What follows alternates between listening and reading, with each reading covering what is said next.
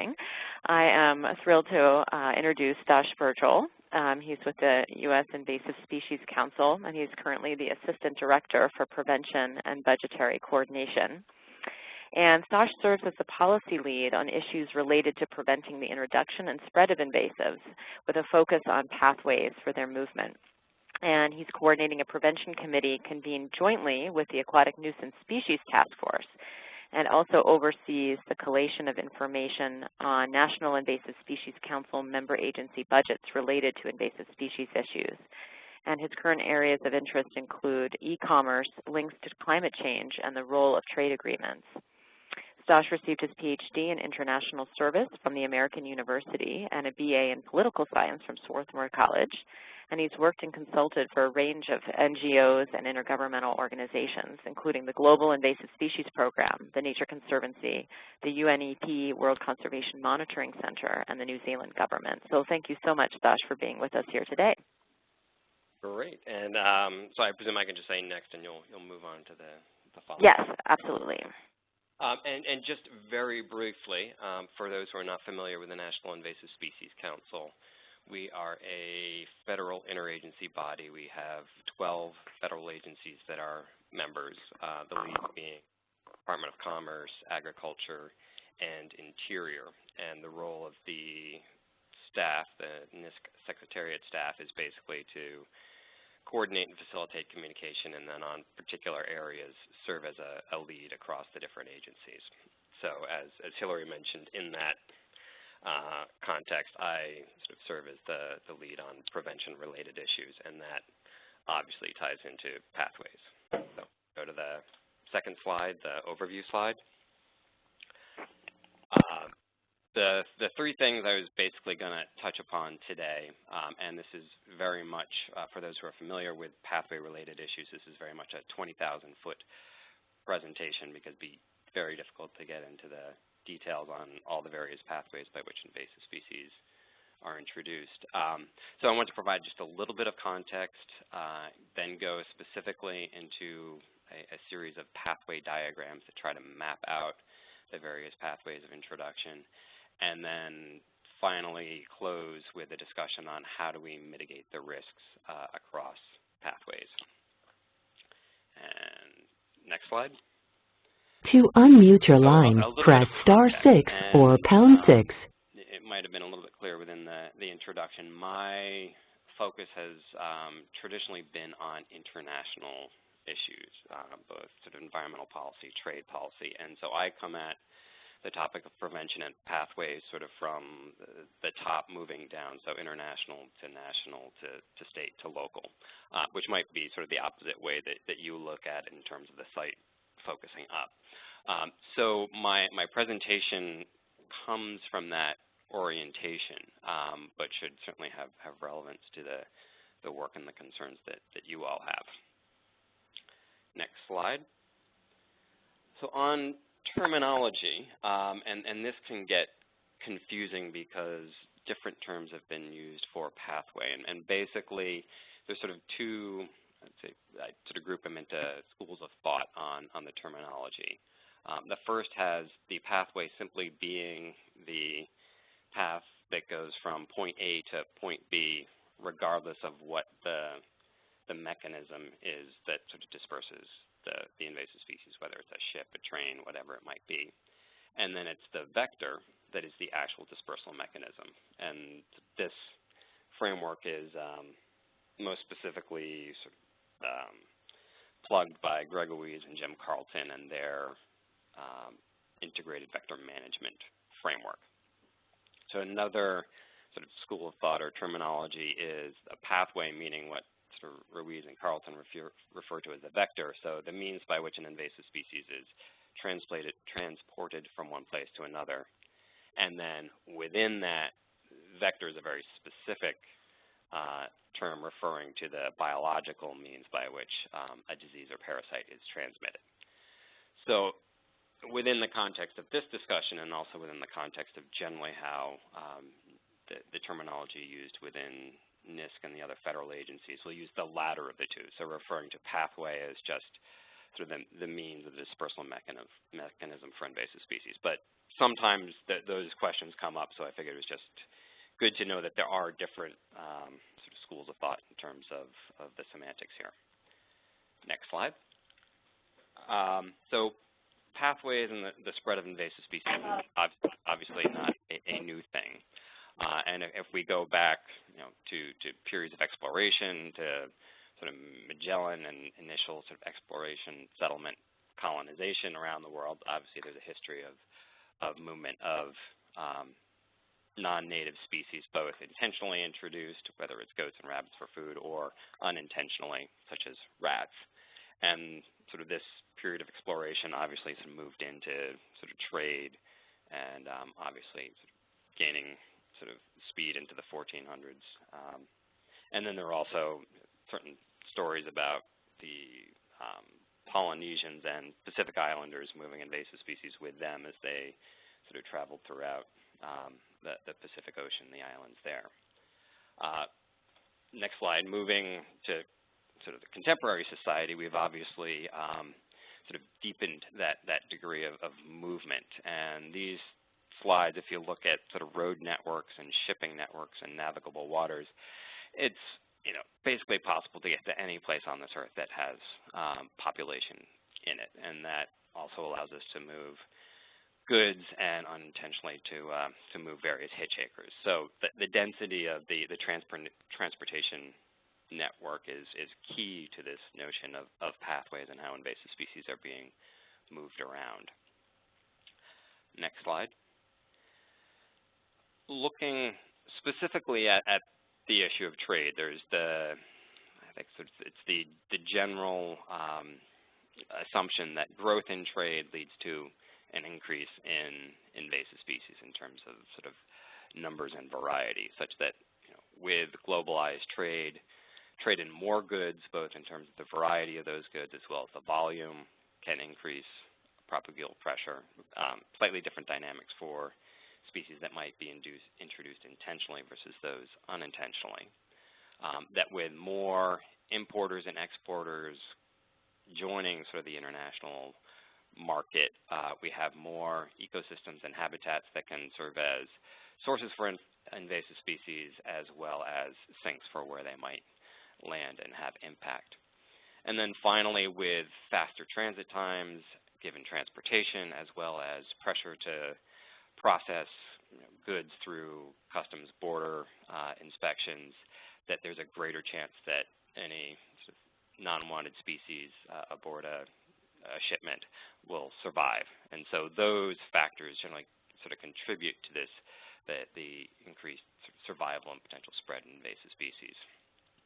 And then looking at statistics both in the U.S. as well as other countries like Australia, we're continuing to see an increasing trend in terms of the number of species that are being introduced, which generally reflects a lack of an ability to get a handle on the issue. And in many cases, this is lack of capacity. It can also be lack of a focus on the environmental aspects or dynamics of invasive species. In many cases, the agencies and resources going into looking at agricultural pests, livestock diseases are much greater and brought to bear a lot sooner in an emergency situation than in the case of a pest that might have environmental impacts. And then the final category, I put WTO chill factor, and you look back to the 1990s and there was this definite fear of retribution of sort of bringing sort of trade measures that might protect the environment to WTO dispute resolution.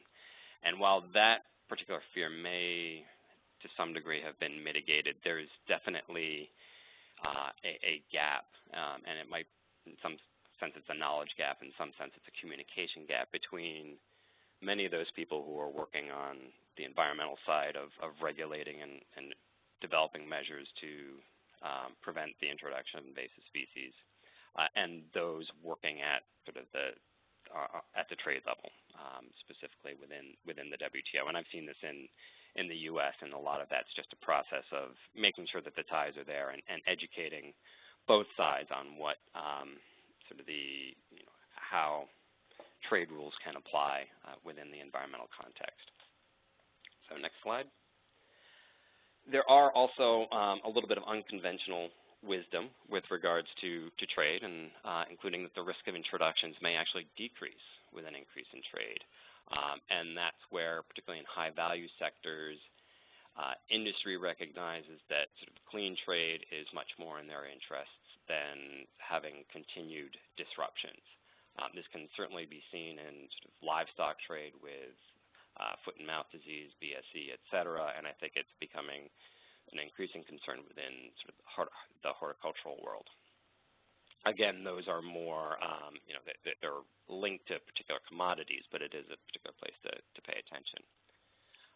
Secondly, that prevention measures can actually be a barrier for exports from developing countries, and this sets up a slight tension, again, within sort of the international trade regime, because one of the prime elements of the current round of negotiations, the Doha round of negotiations within the WTO, is to increase market access. So there's this fundamental tension between increasing market access and facilitating the import of or the export of goods from developing countries and the sovereign right of countries to set up whatever measures they need to protect their environment. And then the third point is that in some cases it can be a lot more effective to deal with particular industries than with particular governments. And if you look at industries that have an advantage in terms of just the scale of where they might source their goods, it might be easier to work and more effective to work with them, and they can work with their suppliers rather than trying to sort of have a top-down approach with a number of different governments, particularly if they're smaller governments or have smaller market sectors. Next slide.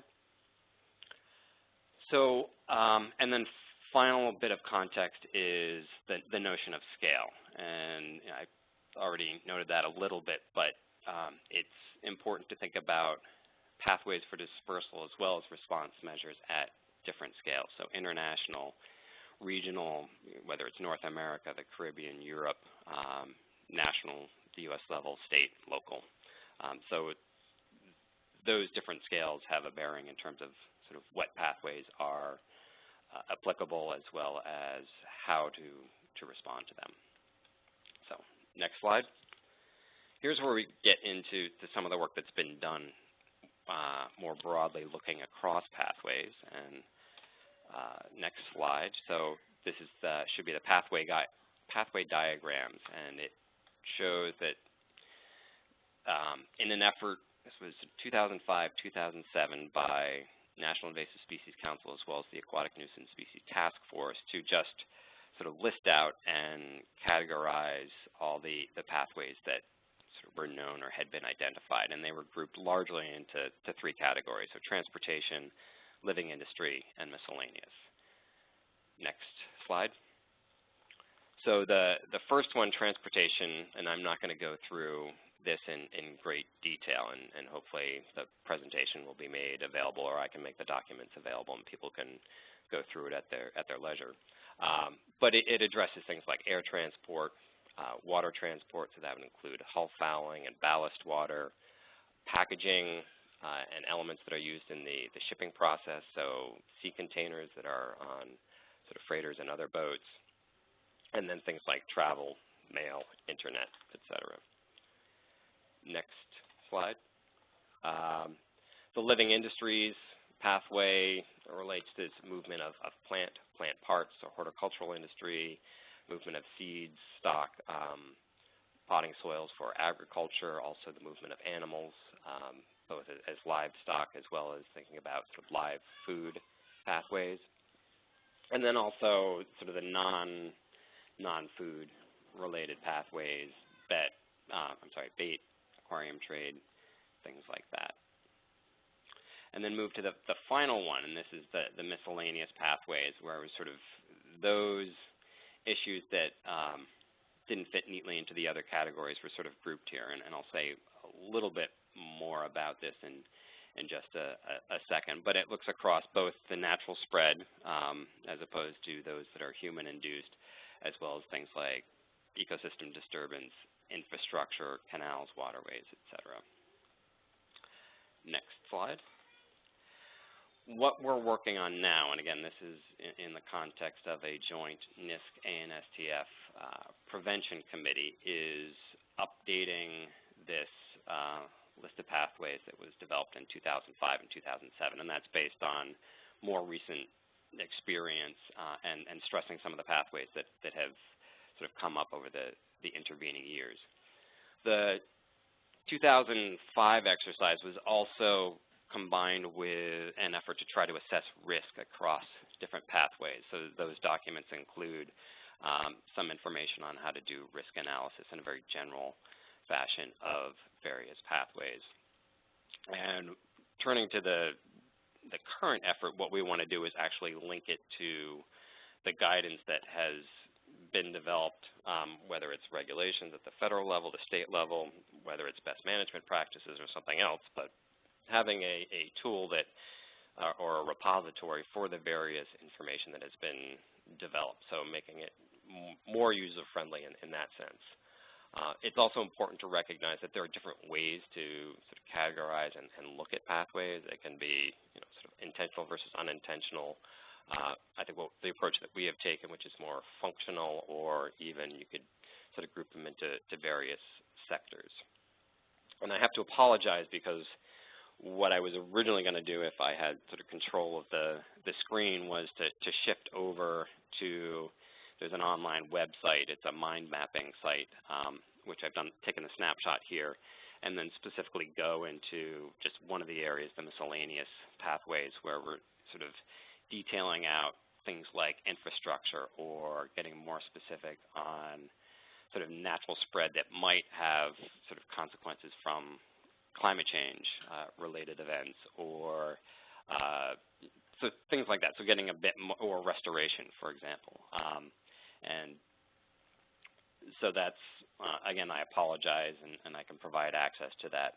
I know it's basically impossible to read anything that's on the picture on the right-hand side. But some of those, the things that we've identified in recent years, or feel there's a need for greater emphasis from what was done in 2005 are listed under new development. So an increased focus on recreational activities, so boating, and particularly particularly trailered boats, pay lakes, firewood was on the initial list, but obviously sort of with movement of Asian longhorn, emerald ash borer, it's a significant concern.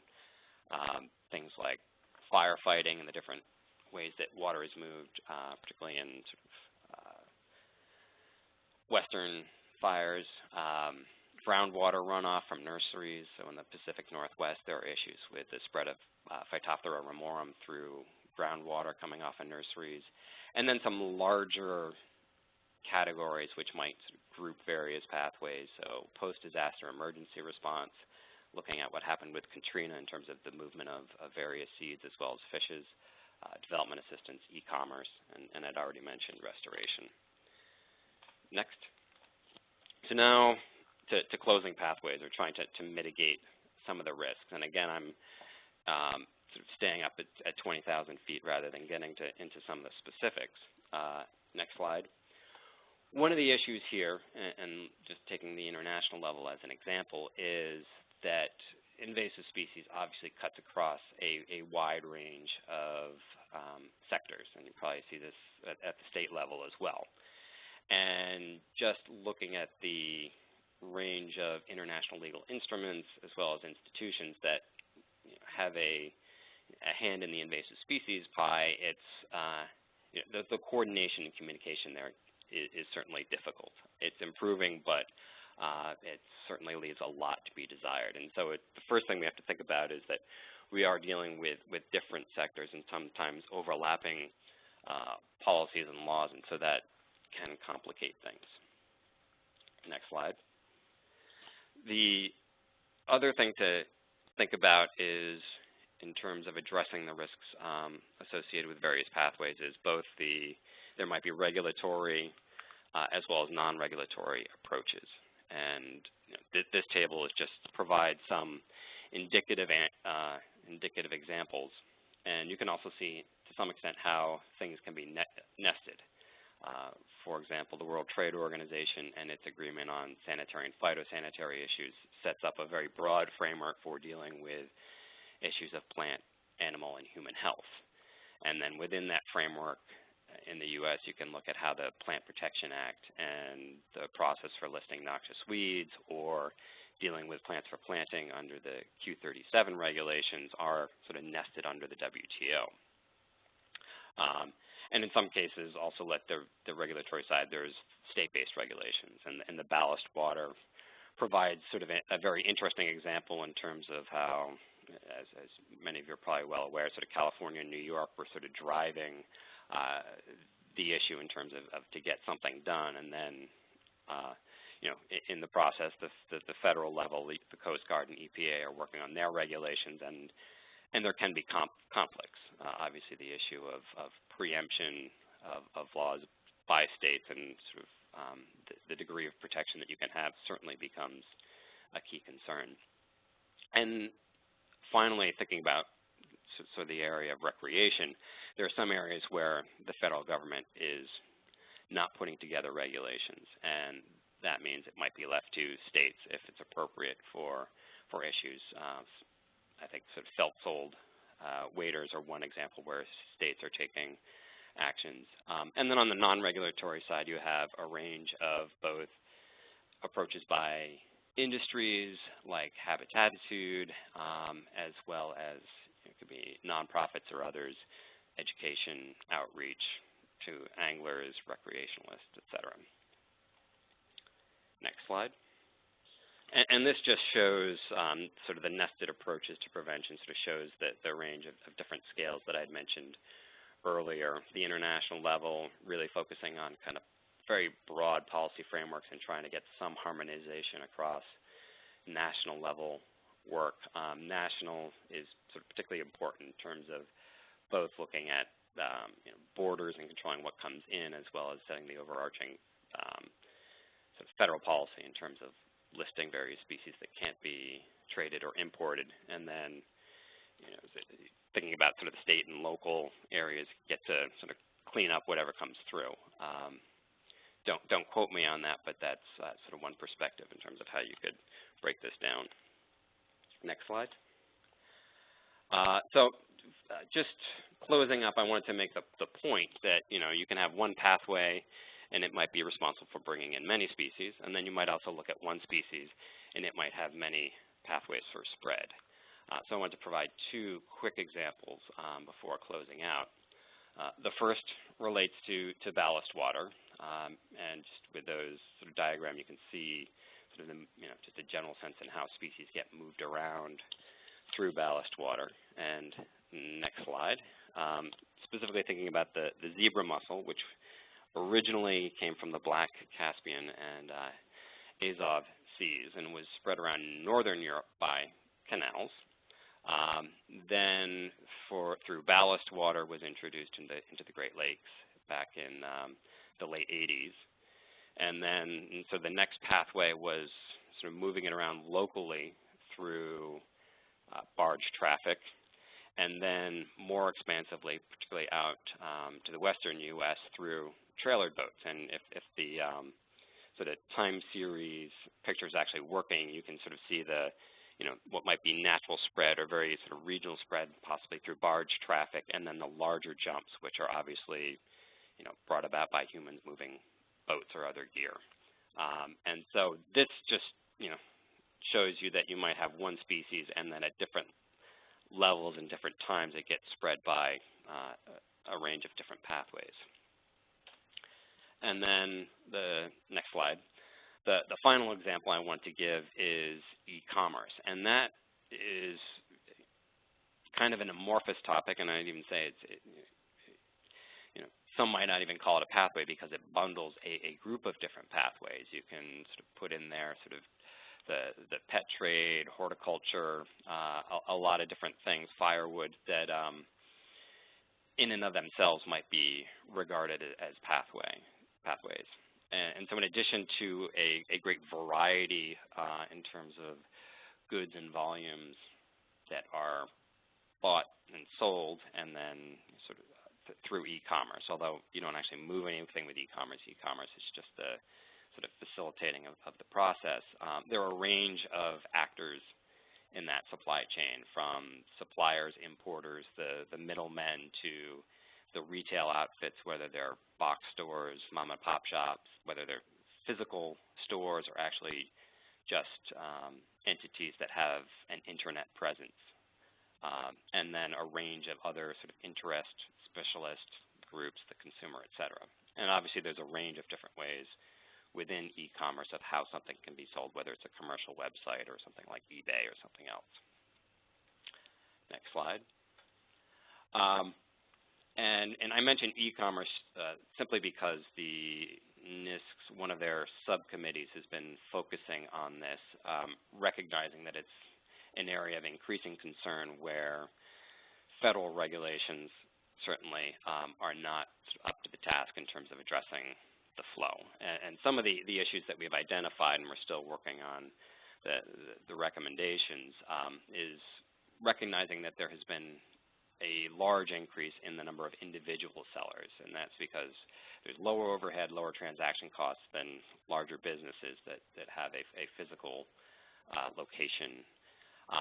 And then it's also easier online to simply circumvent state and federal regulatory requirements, whether it's not getting appropriate business licenses or mislabeling, potentially intentionally mislabeling imports that are brought into the U.S. There's just a number of ways to sort of beat the system.